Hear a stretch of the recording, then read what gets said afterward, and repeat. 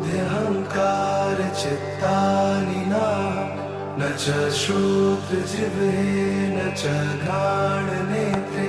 न च व्योम भूमि न तेजो न वायु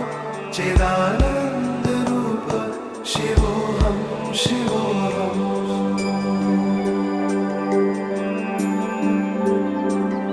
न च प्राणसंज्ञो न वै पञ्चवायु न वा सप्तधातु न वा पञ्चकोश न वा पाणिपादो